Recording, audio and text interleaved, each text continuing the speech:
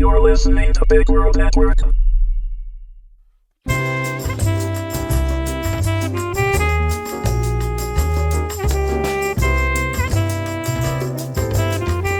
Delroy versus the Yshtari, Episode 11, The Great Negotiator. Written and read by Berin Stevens. I fought against the sticky bonds as the hover vehicle landed next to me. My heart raced, but my mind remained clear. Yeah, I felt fear, a lot of it. But instead of curling up into a ball and crying for my mommy, like I thought I'd do, I found myself looking around for a means of fight or flight. I also hoped to see Stella bounding around the building to rescue me. But would she? Of course she would, I told myself. I'd saved her life, and, even though she didn't recognize it yet, there was that special bond between us. Of course, if nothing else, she should at least come get me so she could collect the bounty. Several more of the hovercraft zoomed overhead to search for Stella while the two Yshtari dismounted and wrapped me up in the netting. One of them hoisted me onto its shoulder, and they climbed back onto the craft. We lifted off and zipped around several dome buildings before heading across the landing field. A minute later, we landed at the bottom of a loading ramp leading into the Royal Yshtari ship. Once the hover vehicle settled down, the Yshtari who carried me threw me to the ground. Ouch! Hey, watch it! I've had a rough day. What were they trying to do, tenderize me? A yellow shell with one of those orb staffs, flanked by 4 of the large red-brown shells, walked down the ramp toward me. Anger, its orb said. Yeah, well, I'm pretty ticked at you guys too. I sat up to glare at it. Other. Other? Oh, you mean Stella. She's long gone by now, dungleheads. You'll never catch her. She's a pro. But you don't need her. You have me. Which means it is your lucky day. You see, I am a merchant of no small repute among my people. I can get you things you never dreamed of. For a small price. Yellow Shell's eye stalks regarded me for several seconds before it clicked to its guard detail. So, do we have a deal? I asked. What are you doing?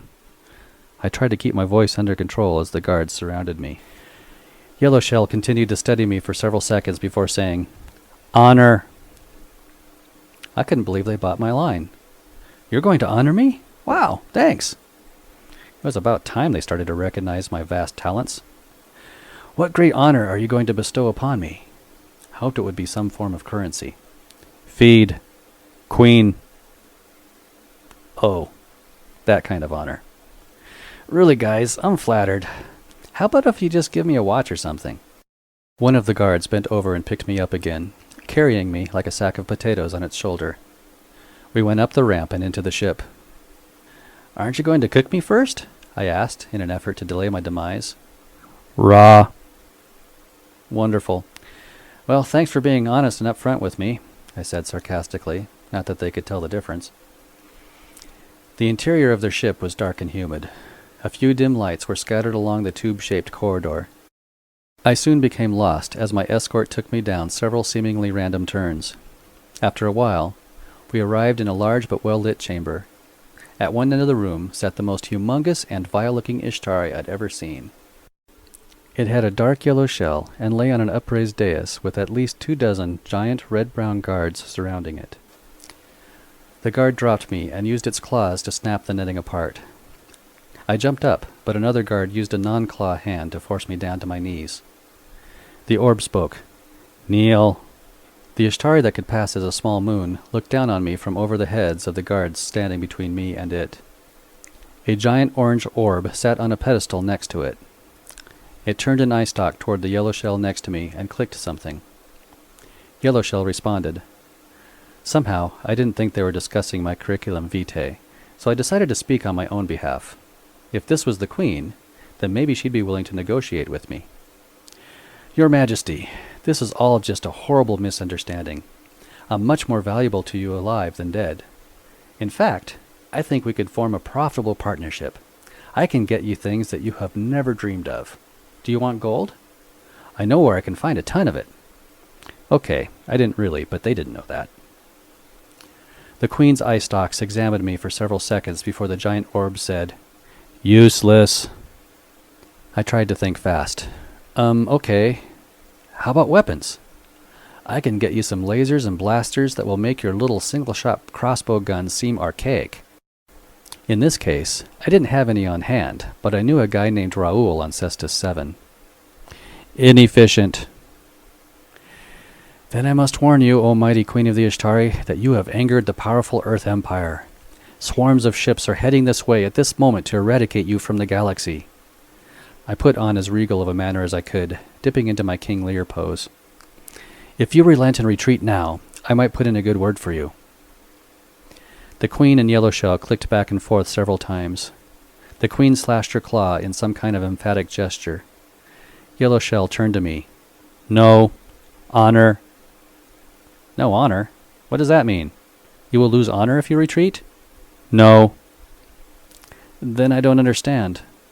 Unworthy. I nodded. Yeah, I know. I've screwed up quite a bit, but I think my actions the last couple of days may have made up for some of my past infractions. Queen. Dislike. It took a moment to register. So, you're saying I'm not worthy to be eaten by the Queen? Relief flooded through me. I might get out of this after all. You're probably right about that. In fact, when you get right down to it, no humans are really worthy of being eaten by such a fine and noble race as yourselves. But anyway, it's been a pleasure meeting and chatting with you folks, and if you don't mind, I'll let myself out. I pointed my thumb toward the exit. A claw clamped down on my arm. Yellowshell's orb said, "Come." It clicked and a guard picked me up again.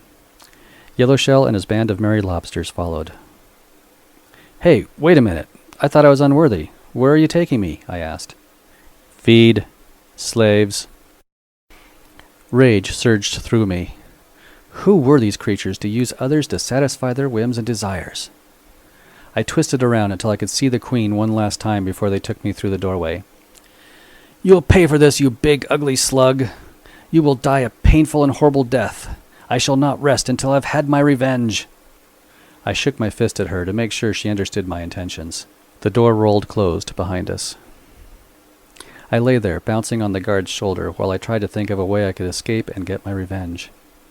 The only option appeared to be to attack the guards, overpower them, and dash off to safety. Like that could happen. They marched me out of the royal ship and across the landing field to another one of their round buildings. We entered and walked into another kitchen. How many of these did they have, anyway? The guard carried me through the kitchen, past several blue shells, and we stopped in front of a large steel door. It rolled aside. Enter, Yellowshell said via the orb. This was it. My last chance to do something. All I had to do was take out 4 guards, a yellow shell, and several blue shells with my bare hands. No problem. I swung my fist toward Yellowshell's eye stalks. I connected, but the stalk slipped out of the way without me being able to do any real damage. My foot lashed out in an effort to knock the closest guard off balance, but instead it felt like I'd hit a post. I ended up being the one on the floor, looking up at the weapons pointed at me. Stella had made it look so easy. Can't blame a guy for trying, I said with a weak smile. Yellowshell pointed at the opening. Enter.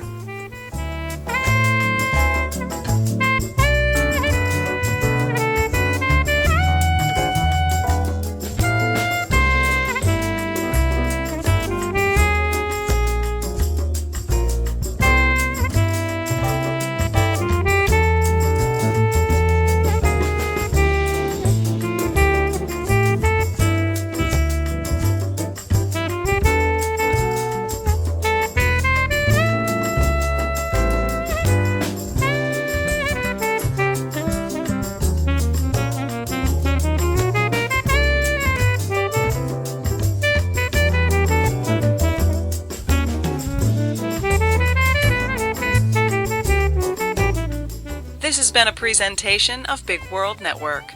Visit us on BigWorldNetwork.com for more free weekly series, or follow us on Facebook and Twitter. Thanks for listening.